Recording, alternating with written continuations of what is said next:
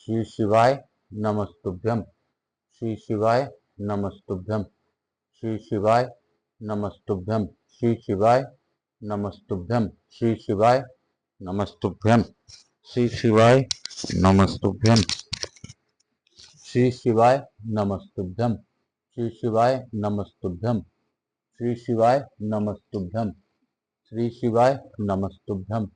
श्री शिवाय नमस्तुभ्यम। श्री शिवाय नमस्तुभ्यम। श्री शिवाय नमस्तुभ्यम। श्री शिवाय नमस्तुभ्यम। श्री शिवाय नमस्तुभ्यम। श्री शिवाय नमस्तुभ्यम। श्री शिवाय नमस्तुभ्यम। श्री शिवाय नमस्तुभ्यम। बुलबंसी वाले की जय, मेरे भोलेनाथ की जय। काल हर दुखर दारी धर कष्ट हर हर हर महादेव। मैं प्रथम पूज्य देव गणपति गणेश जी महाराज का आह्वान करता हूँ, उनसे प्रार्थना करता हूँ इस कथा स्थल पर विराजमान होकर हवाई समझ देवी देवताओं का आने का मार्ग और सभी देवी देवताओं के साथ इस कथा का श्रवण कर हमें कृतार्थ करें और हमें आशीर्वाद दिलवाएं।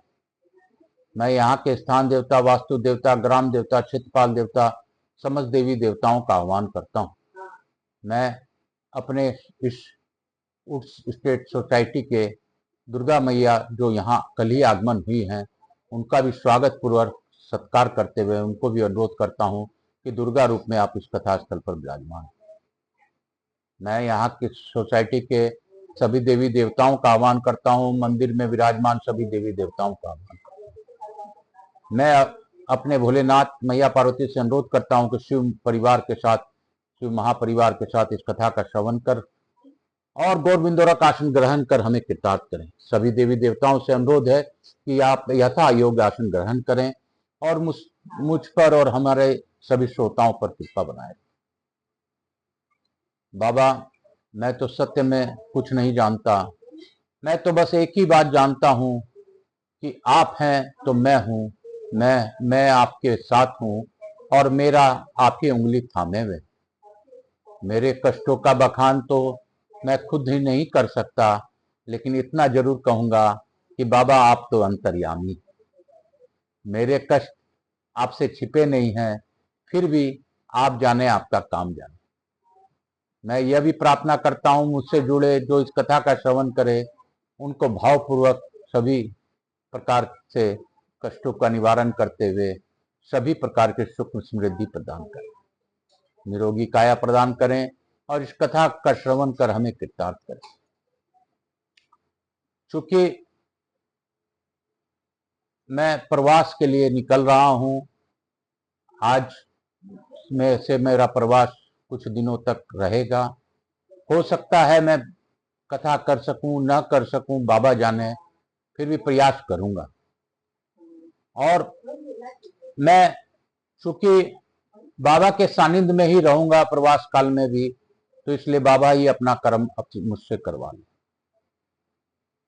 मैं उनसे प्रार्थना पूर्वक निवेदन करते हुए, अपने भोलेनाथ का मनन करते हुए, सभी देवी देवताओं का आह्वान करते हुए आपसे यही कहूंगा, जपा कर तू श्री शिवाय नमस्तुभ्यम। भजा कर तू श्री शिवाय नमस्तुभ्यम।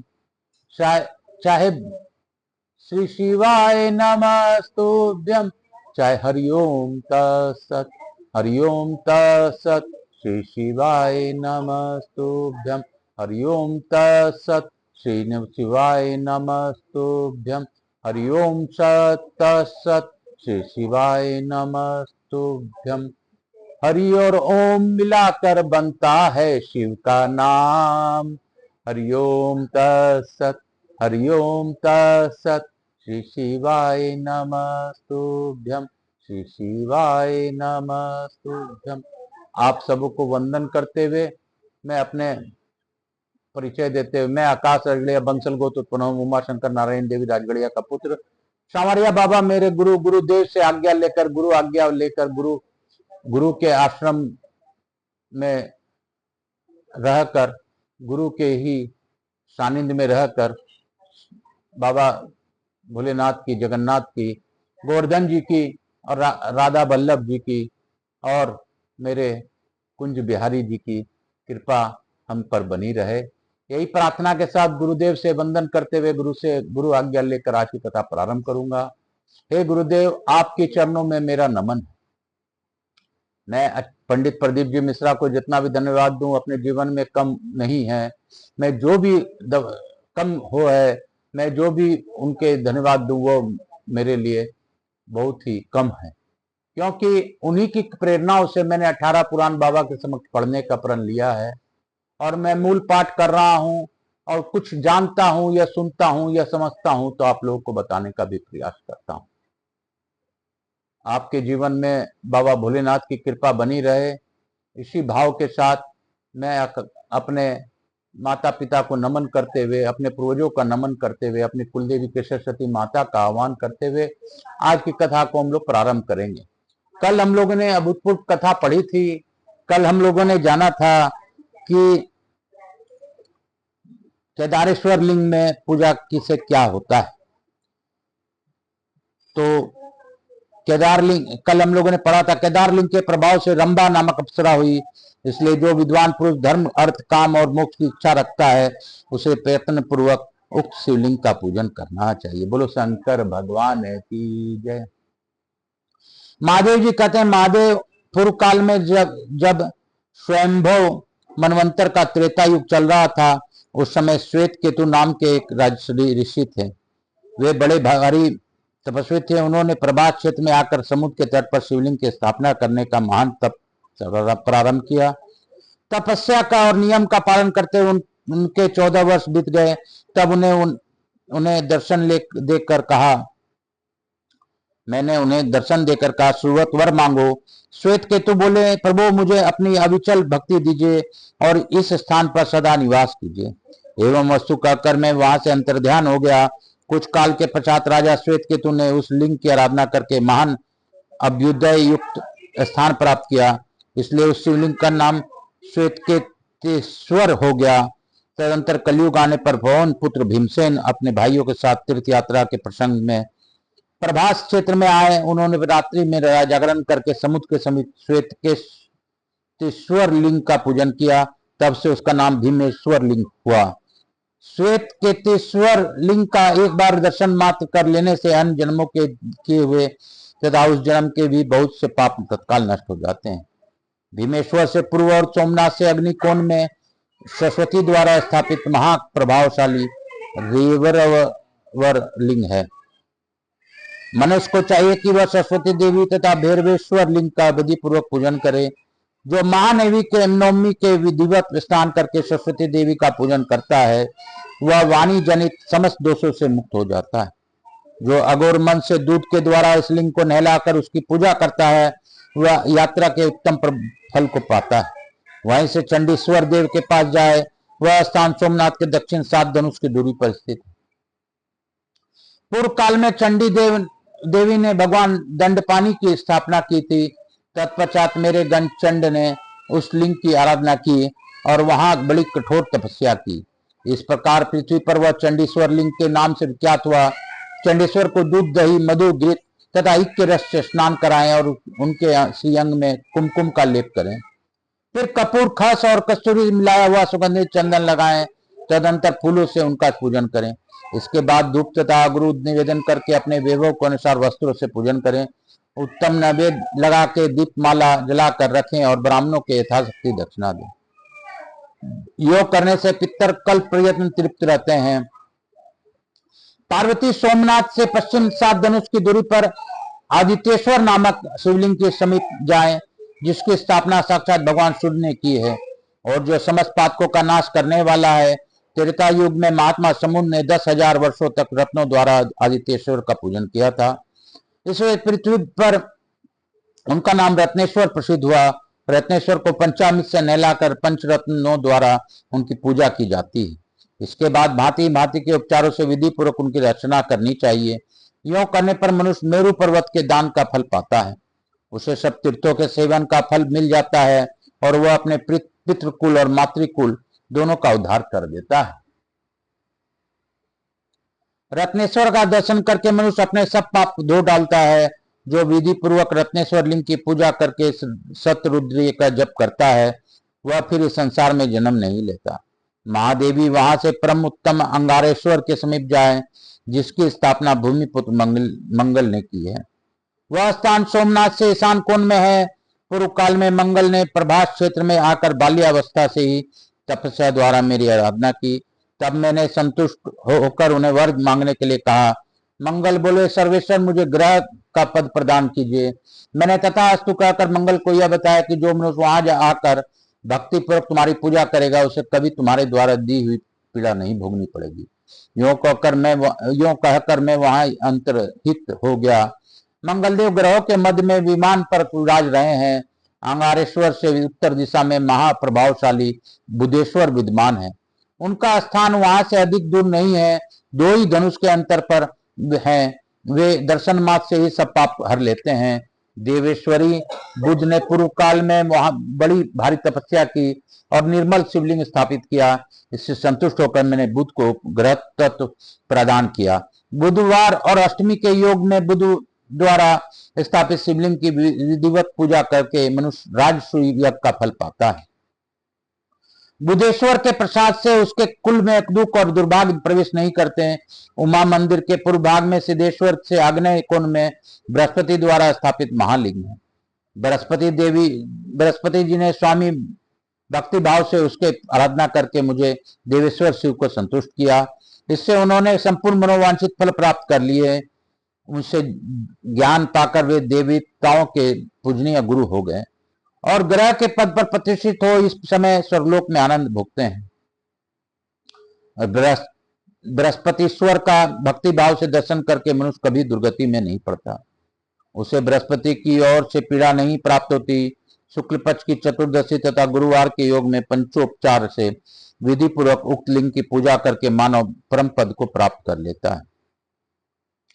तदंतर विभीषेश्वर से पश्चिम थोड़ी ही दूर पर शुक्राचार्य के द्वारा स्थापित शिवलिंग है, जहां शुक्र ने शुक्रेश्वर शिव के प्रभाव से मृत संजीवनी विद्या प्राप्त की थी। जो मनुष्य स्थिर चित होकर उस शिवलिंग की आराधना करता है और 1,00,000 मृत्युंजय मंत्र को जपता है, वह अपने सभी मनोरथ को प्राप्त कर लेता है।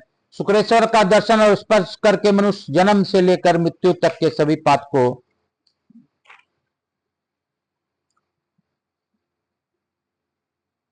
से मुक्त हो जाता है। सुगंधित पुष्पों द्वारा उनकी पूजा करने से शुक्र की पीड़ा नहीं प्राप्त होती। बुधेश्वर से पश्चिम और आजा देवी के से अग्निकोण में समीप ही 5 धनुष की दूरी पर शनिश्चरेश्वर का स्थान है। छायानंदर शनिश्चर ने अत्यंत कठिन तपस्या करके उस लिंग में मुझे अनादि अनंत शिव को उतारा है। उन्होंने भक्ति तथा मेरे प्रसाद से ग्रह का पद प्राप्त किया है। शनिश्चर के दिन शमी के पत्तों से शनिश्चरेश्वर का पूजन करके तिल, उड़द, गुड़ और भात से ब्राह्मण को तृप्त करें। उसे काले रंग का बेल दान दे करें। तत्पश्चात सब प्रकार की पीड़ाओं का निवारण करने के लिए अनेकानेक स्तोत्रों द्वारा शनिश्चर देव की स्तुति करनी चाहिए। जो मनुष्य प्रतिदिन भक्ति भाव से शनिश्चर देव का स्मरण करता है, उसके ऊपर सूर्यनंदन शनिश्चर प्रसन्न होते हैं। शनिश्चरेश्वर वैवय कोण में राहु द्वारा स्थापित शिवलिंग है, जहां विपरचिति के पुत्र राहु ने 1 सहस्र वर्ष तक तपस्या की। जो उनके द्वारा स्थापित शिव का भक्तिपूर्वक पूजन और दर्शन करता है, उसका पाप नष्ट हो जाता है। राहीश्वर से उत्तर और अग्निश्वरेश्वर से दक्षिण एक ही धनुष के अंतर में महाप्रकाशमय केतु लिंग है। वहां सब पापों का नाश करने वाला केतु ने मुझे शिव के प्रति भक्ति रखकर तब देवताओं के मन से 100 वर्षों तक वहां उग्र तपस्या की थी। इससे संतुष्ट होकर मैंने उन्हें ग्रह तत्व प्रदान किया। भयंकर ग्रह पीड़ा होने पर पुष्प, गंध, धूप तथा भांति भांति के शुभ नैवेद्यों द्वारा केतीश्वर की पूजा करके उन्हें प्रसन्न करना चाहिए। इससे सब पीड़ा शांत हो जाती है। जो पूर्वोक्त 14 देवस्थानों का भक्ति भाव से जानता है, वह क्षेत्र के फल का भागी होता है। बोलो शंकर भगवान की जय। काल हर, दुख हर, दारिधर, कष्ट हर हर महादेव शंभु शंभु। बोल बम का नारा है, बाबा एक सहारा है। मैं अपने भोलेनाथ का स्मरण करते हुए अपने कुलदेवी के सरस्वती माता तथा अपने सभी पूर्वजों को नमन करते यहाँ के स्थान देवता, वास्तु देवता, समस्त देवी देवता जो इस कथा स्थल पर विराजमान है, सभी को प्रणाम करते हुए मैं गणपति गणेश जी महाराज, लक्ष्मी जी महाराज, रिद्धि सिद्धि शुभ लाभ सभी को नमन करते हुए आज की कथा को लघु आरती के साथ विराम दूंगा और यही कहूंगा कि अगर कोई विश्व में है तो मेरे भोलेनाथ ही, मेरे भोलेनाथ के रूप, रस, गंध, स्पर्श सभी एक हैं। इनका रूप अलग अलग है, कभी यह विष्णु है, कभी साक्षात ब्रह्मा है, कहीं पर ये शनि है, कहीं पर शुक्र है, और कहीं पे राहु है, कहीं पर केतु है, कहीं पर महाकाल है, कहीं पर साक्षात कृष्ण है, कहीं पर साक्षात जगन्नाथ है, कहीं पर विश्वनाथ है, कहीं पर तिरुपति बालाजी हैं, कहीं पर वो नदी गंगा है। गंगा, जमुना, सरस्वती, सिंधु, कावेरी, नर्मदा सभी में मेरे माता और पिता विराजमान। शिव और शिवा कोई अलग नहीं है, शिव और शिवा एक ही है। जहां शिव का वास है वहीं शिवा का वास है, और जहां शिवा है वहां शिव है ही। तो उनका ध्यान करते हुए, उनको नमस्कार करते हुए, प्रणाम करते हुए आज की कथा को हम लोग यहीं पे विराम देंगे, लेकिन लघु आरती करने के पश्चात विदाई इत्यादि करेंगे।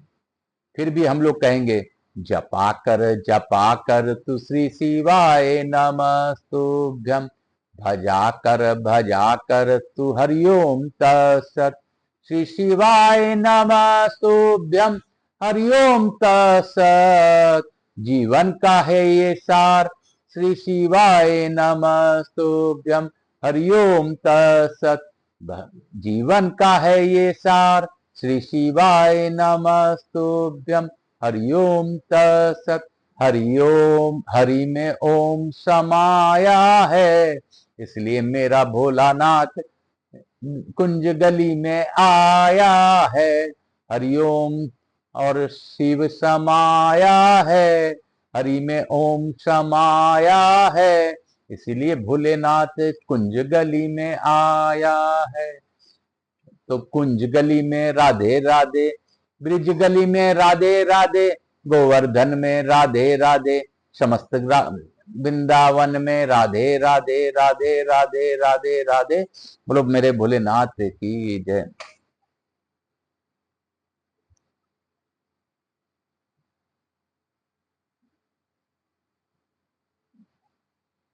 कर्पूर गौरम करुणावतारम, संसार सारम भुजगेंद्रहारम, सदा वसंतम हृदयारविंदे भवम भवानी सहितम नमामि। श्री राम जय राम जय जय राम, श्री राम जय राम जय जय राम, श्री राम जय राम जय जय राम, श्री राम जय राम जय जय राम, श्री राम जय राम जय जय राम। राधा रानी सरकार की जय, राधा कृष्ण की जय, लड्डू गोपाल की जय, समस्त देवी देवताओं की जय, दुर्गा देवी की जय। आवायामी स्थापयामी पूजयामी, समस्त देवी देवताभ्यो नमो नमः। ग्राम देवता भय क्षेत्रपाल देवताभ्यो, समस्त देवी देवताभ्यो नमो नमः। गणपति गणेशाय नमो नमः, समस्त देवी देवताभ्यो नमो नमः। रुद्राय नमो नमः, महाकाल राजाय नमो नमः, सोमनाथाय नमो नमः, समस्त देवी देवताभ्यो नमो नमः। भोलेनाथ की जय, मेरे पार्वती मैया की जय, भक्त वत्सलाय की जय। हर हर महादेव। हरिओम तत्सत, हरिओम तत्सत, हरिओम तत्सत। इसी के साथ मैं प्रथम पूज्य देव गणपति गणेश जी महाराज, लक्ष्मी जी महारानी, रिद्धि सिद्धि और शुभ लाभ से प्रार्थना करता हूँ। कुबेर जी महाराज से प्रार्थना करता हूँ कि हमारे यहाँ विराजमान रहकर आप सभी को आशीर्वाद प्रदान कर अपने स्थान को गमन करें और पुनः बुलाने पर पधार कर आशीर्वाद दें। आवाज समस्त देवी देवताओं से अनुरोध करता हूं कि आप सभी लोगों को इस कथा श्रवण का लाभ देते हुए आशीर्वाद प्रदान करें और अपने स्थान को गमन करें, पुनः बुलाने पर पधार कर आशीर्वाद दें। मैं अपने भोलेनाथ मैया पार्वती का मनन करते हुए, अपने विश्वनाथ का मनन करते हुए और अपने समस्त देवी देवताओं का मनन करते हुए, ध्यान करते हुए आज यही कहूंगा कि मेरे भोलेनाथ की कृपा है जो मैं यह बाबा के सानिध्य में यह कथा करता हूं, नहीं तो मेरे में कोई क्षमता नहीं। मैं बाबा से प्रार्थना पूर्वक निवेदन करता हूं कि हे बाबा, आप सभी लोगों को आशीर्वाद प्रदान करें, कथा श्रवण का लाभ दें और जो भी हमसे भूल हो रही हो तो क्षमा करें। मेरा आप जाने, बाकी सभी का कल्याण करें। काल हर दुख हर दारी धरा कष्ट हरा, हर हर महादेव शंभु शंभु। बोल बम का नारा है, बाबा एक तारा। बोलो बम बोलो बम बोलो बम बोलो बम।